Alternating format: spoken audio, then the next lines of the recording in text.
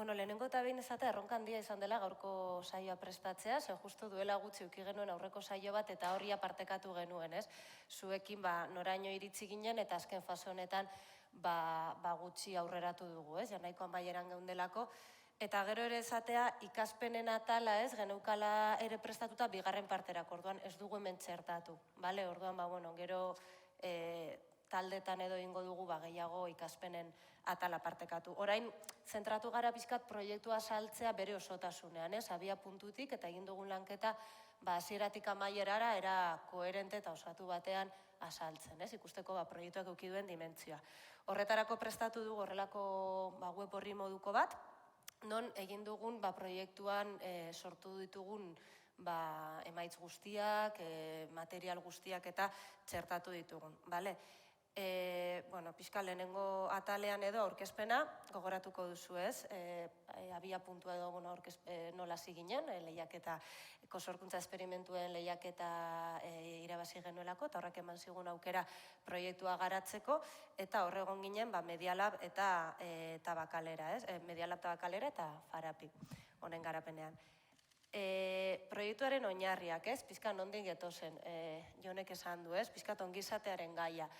Ikusten genuen beharra ongizateari buruz hitz egiteko, pandemia garaitik gentozen ere, eta ikusten genuen bereziki beharra nerabekin hitz egiteko.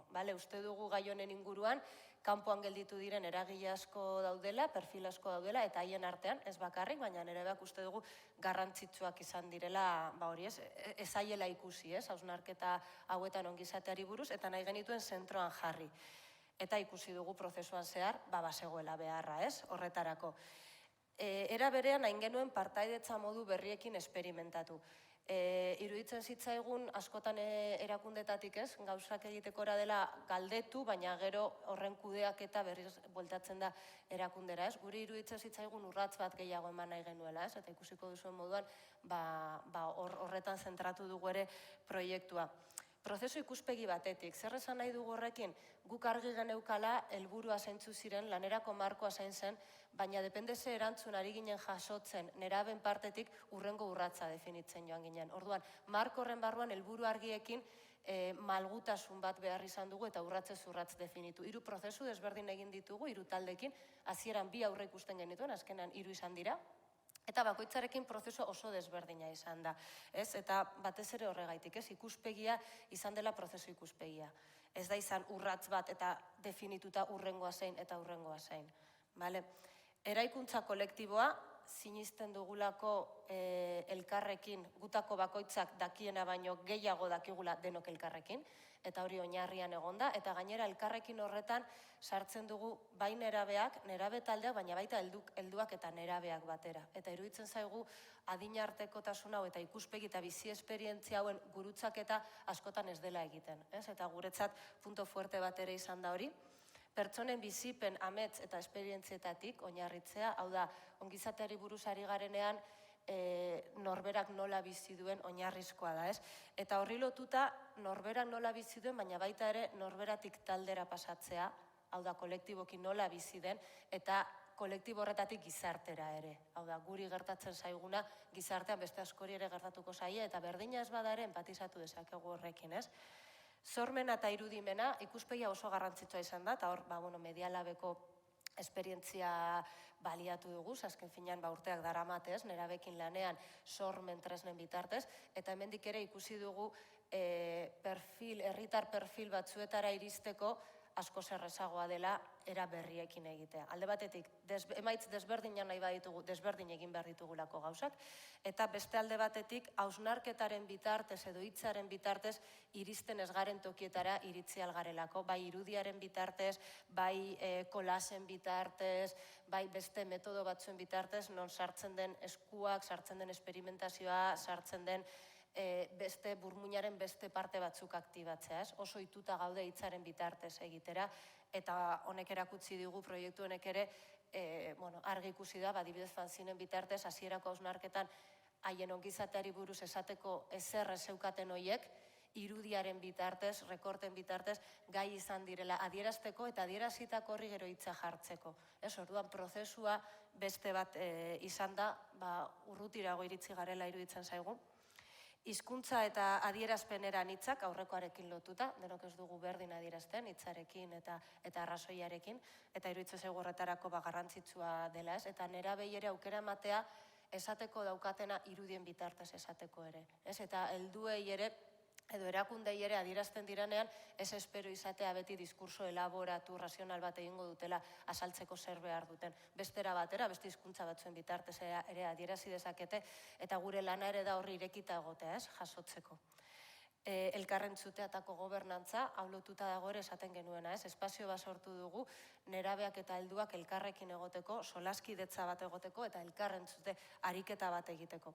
Eta gero azkenik, bagenuen beste urratz garrantzitsu bat zena, Farapi eta Medialaben arteko elkarlanerako kosorkuntza honen inguruan hausnartzea, ez? Nola egiten ditugu gu proiektua kolaborazioan, ze erronka ditugu horretan, ze zailtasunen aurrean, eta honen atal bat ere gero ikaspenen atalean partekatuko dugu, ez? Pizka ze ikaspen atera ditugun hortik.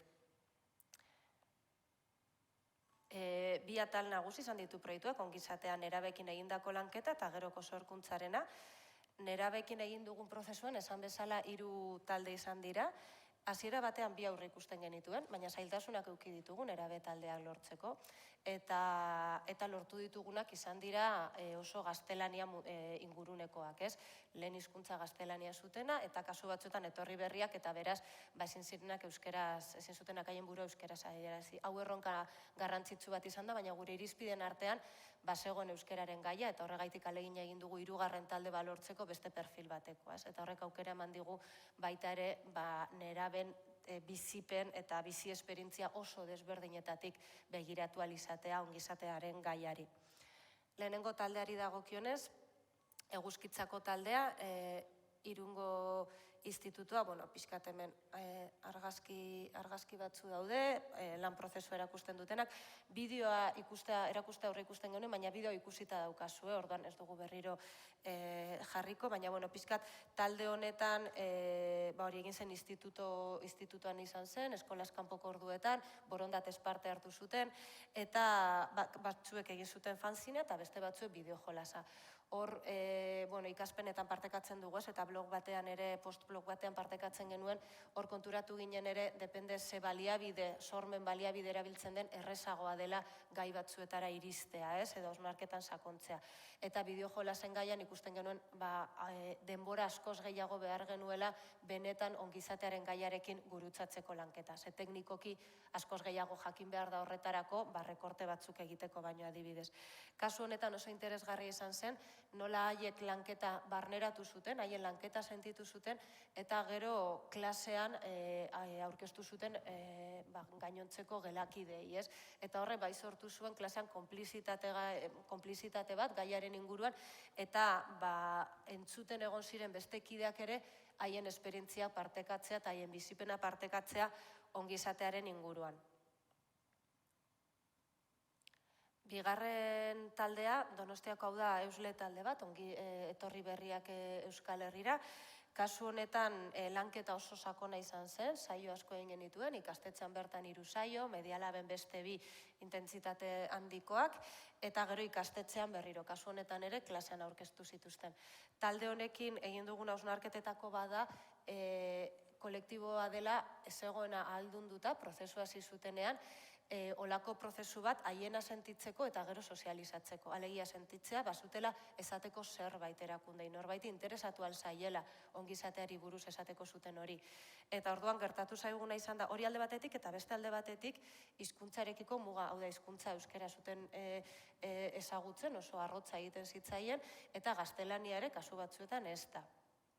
Orduan, hauekin egin behar izan dugu jolasaren bitartez, ariketa asko, irudiaren bitartez, inkluso mimikaren bitartez, bestera batzuetan, konfiantza irabazten joan, gaiak ateratzen hasi, eta bereziki fanzinearen gaia, hori bai izan zen, aukera eman ziena horretan asko zentratzeko, eta horren bitartez bakoitza bere fanzinearen bitartez adierazteko ongizatea zer zen, haientzat. Hor gertatu zitzaiguna ondoren izan zen, haie gero ez zutela lanketa hori sozializatu nahi. Alegia, ahalduntze falta horren ondorioz, ez zuten sentitzen hori nahi zutenik kanporatu, ez? Eta gero, ikasketetan ere ez, badugun beste gaietako bat edo gaur ekarri nahi genuena, bazen guk euki genuen dilema bat, ez zer egin prozesu bat abiatzen duzunean eta konprometitzen zarenean emaitz batzuk adieraztera, eta gero kidek ez dutenean nahi emaitzoiek kanporatu, adierazi, eta kasu batzuetan inkluso haien irudiak ere ez. Hor bazegoen lotzaren gaia, haien gorputzarekin eroso sentitzea, kasu batzuetan ez zutela nahi haien gurasoek jakite haiek zer esan zuten ongizateari buruz, gai oso potenteak atera ziren, anorexiari lotuta, askatasun faltari lotuta, eta haiek egindako lanketarekin arro sentitzen baziren ere, nahi zuten era intimo batean mantendu emaitzoiek, ez? Orduan hor prozesu bat egin genuen haiekin, haien beharra jasotzeko, alde batetik onarpenetik, ze prozesuaren oinarrian bazegoen lan hau haiena zela, eta haiek ez bazuten nahi sozializatu, ez bazuten nahi publiko egin ezela egingo, eta hori onarpena zuten gure partetik, baina aldi berean ere, haiei adierazteko, esateko zuten hori garrantzitsua izan zitekela. Eta orduan, lanketa banakako lanketak ere egin genituen, eta azkenean, fanzineak berez, individualak ziren fanzineak, egin genuena izan zen kolektibizatu gaietan. Hau da, fanzine bakoitzetik irudi batzuk, eta haiek esandako gai batzuk atera, eta gai orokorretan jarri. Hau da, izan ordez, Maurelizen fanzinea, izan zen gai gorputzarekiko presioaren fanzinea. Eta hor, ateratzen ziren Maurelizen irudiak, ateratzen ziren beste neska batzuen irudiak, eta horrela haiek erosoago sentitzen ziren, zehezen haien izena abizenekin zijoan zerbait, ez? Hori bai izan da ikaspen bat prozesuan zehar, ez, egokitu garena, eta gero asko lagundu di ere haien gelan aurkeztea, hasieran guk haiekin prestatutako aurkezpen baten bitartez, eta gero horrek eman dien konfiantzarekin ondoren egin genuen erakunde publikoekin saiora aurkeztea. Eta horra adibidez, bai konturatu ginen, naiz eta prozesuan neska eta mutilek parte hartu zuten, erakundekin egindako solasaldi saiora neske bakarrik nahi zuten parte hartu. Mutilen kasuan asko agertu zen bakardadaren gaia, bakarri sentitzearena, eta ez genuen lortu haiek nahi izatea horri buruz hitz egitea erakundeekin eta publikoki. Bai lortu genuen, haien baimena, haiek egindako fanzinetako irudiak adierazteko, eta esateko honi buruz hitz egingo da, oinarri moduan hartuta zuen lanketa. Baina haiek ez zuten etorri nahi izan.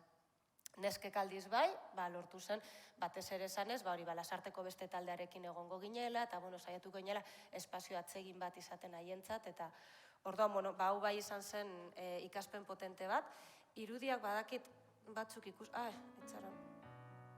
dituzuela, jarriko ditugu, bideo formatoan, minutu batekoa da, pixkat ikusteko zuek.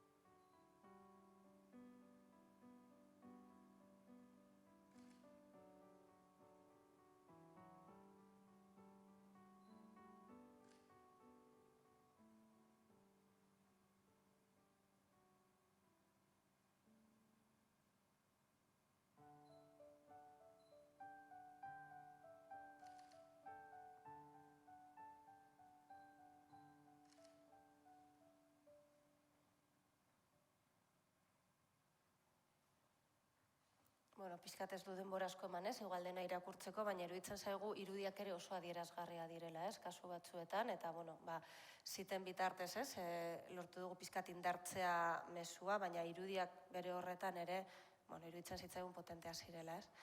Lasarteko taldeari dagokionez, hau da esan bezala 3. taldea, Euskal Mundukoa nahi genuen talde bat, eta oso desberdina izan da prozesua.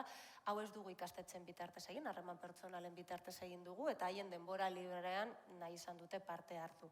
Lehenengo saioan etorri ziren, ikustera zer gertatzen den, eta gustatu zitzaien, eta jarraitu zuten etortzen, ez.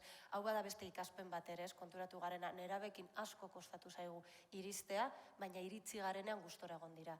Ez, eta jarraitu nahi izan dute, eta parte hartu nahi dute. Orduan hori ere, erronka moduan, bada ez, zubi hori kostatzen da, baina bai ikusi dugu metodologikoki eta planteatzen genuen gaiarei zegokionez, zela beharra zegoen zerbait, ez, eta lortu dugunean iristea asko eskertu dutela, ez.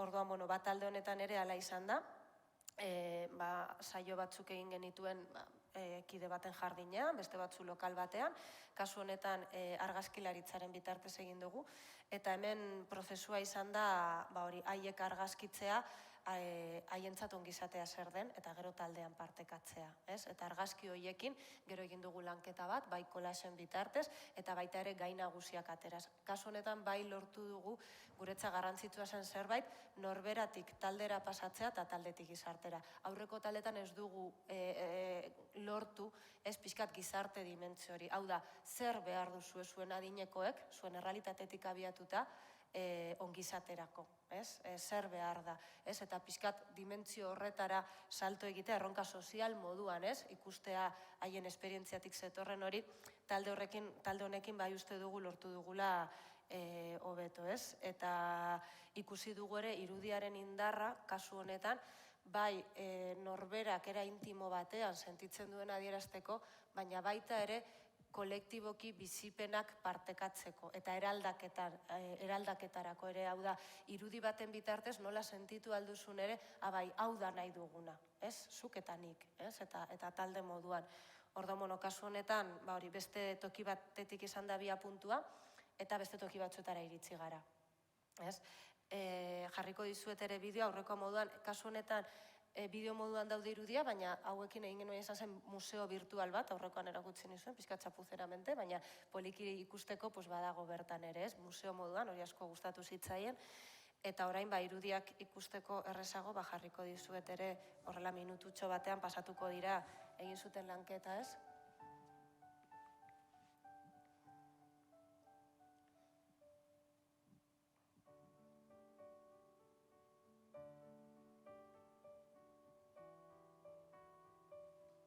Hau dira atera zituzten 5 gai nagusiak. Zer behar duten ongizaterako.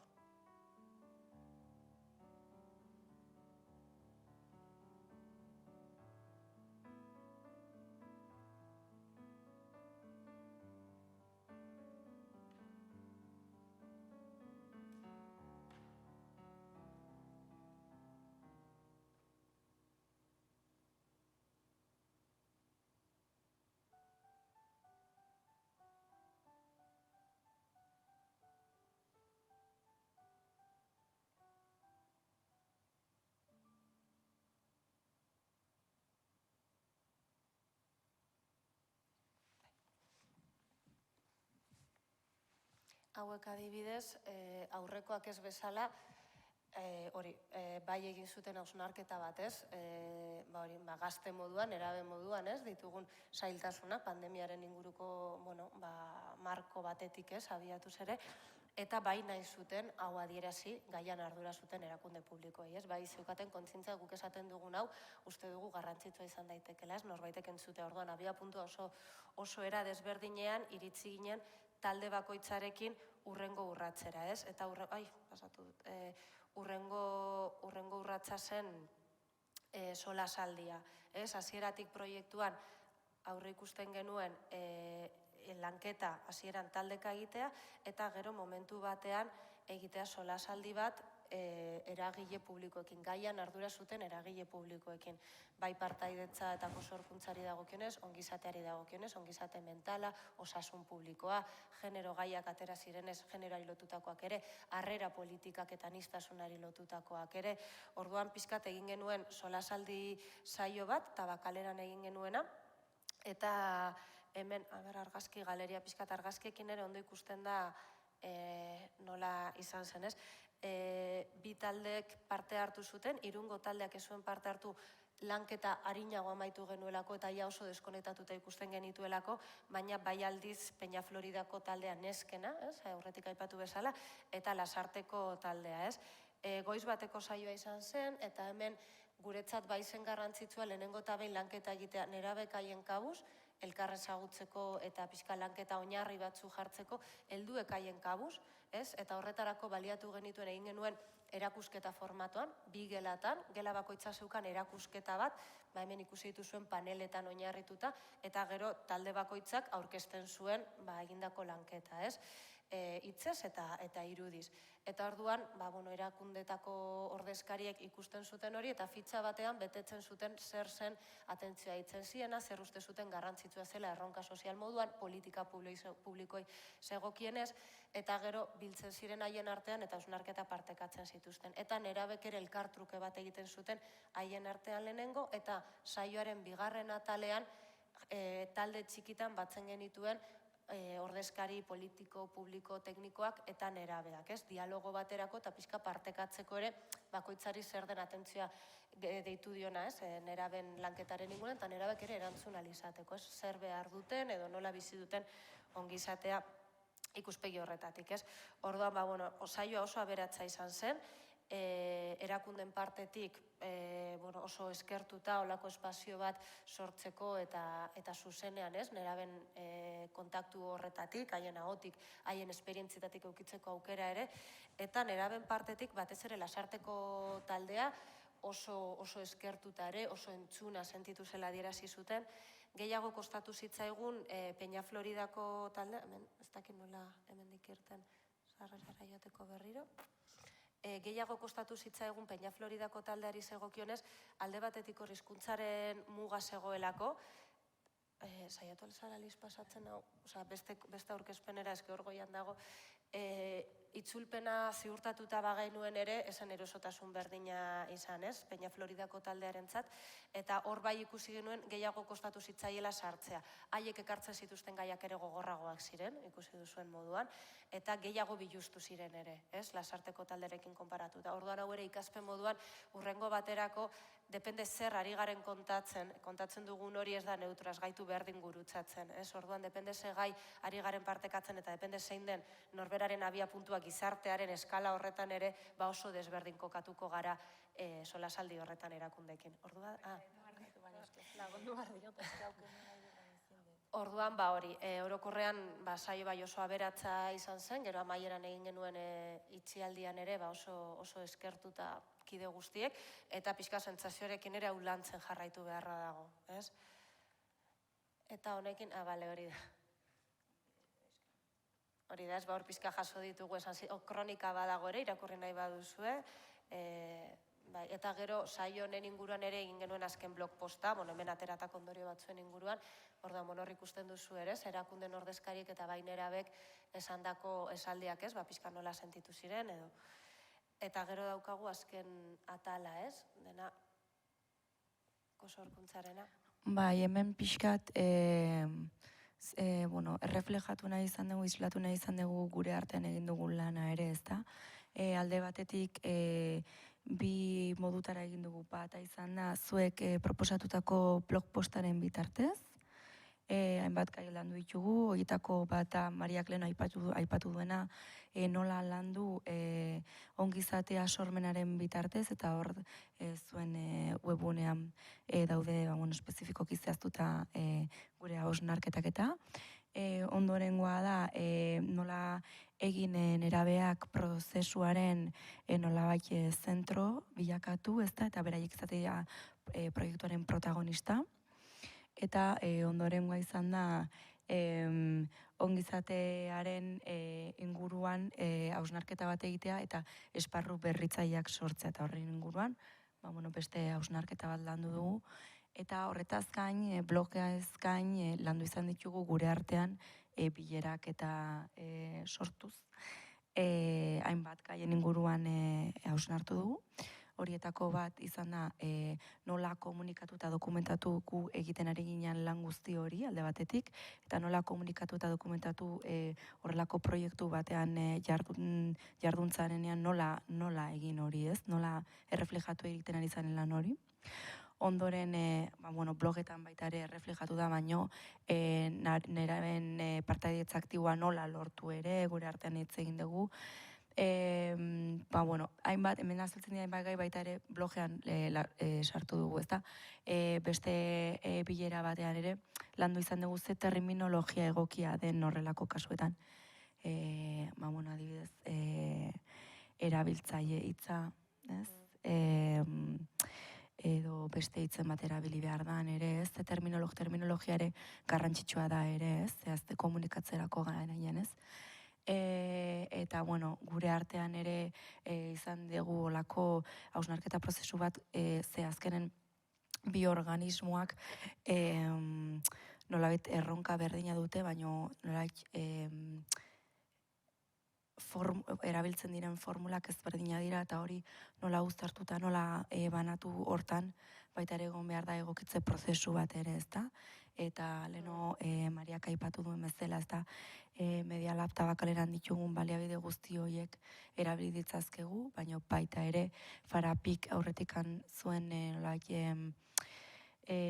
esperientzia guzti hori beste hainbat kolektibo batzuekin lan eginez ekarpen handia bat izan da Tabakalerarentzako, Media Laberako ere, ez?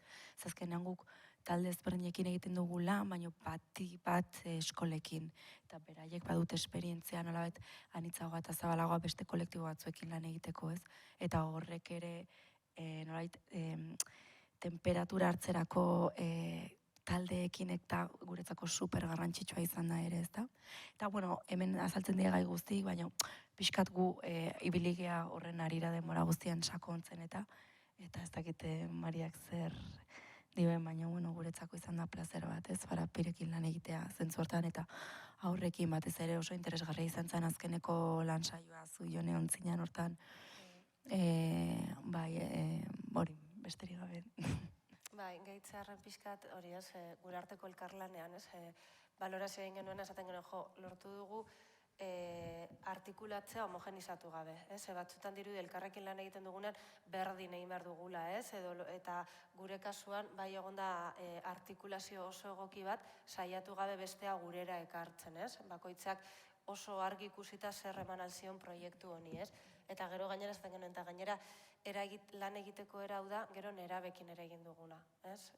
Ikuspegi honetatik abiatuz, ez? Orduan, guretzat ere plazer bat izan da, zuekin hau aurrera eramatea, eta Arantzazula bierezkerrak aukera ematea gaitik, ez? Proiektu hau egiteko, ze egia da oso baldintza honetan egin dugula, ez? Eta gutxitan suertatzen dira olako baldintza honak, bai ekonomikoak, baina batez ere, zuen partetik konfiantza eta askatasuna proiektua garatu alizateko eta gure irizpidean hori konfiantza hori, ez? Esatea, bueno, zuek horrela ikusten baduzue, segi horrela, ez? Eta gutxitan daukagu aukera horrela lan egiteko, ez? Eta konturatu gara ere baldintza horietan asko zurrutirago joan algarela, ez? Orduan, zentzu horretan oso valorazio positiboa egiten dugu. Bai. Eskerrak hori, zuei, baita ere. Bai.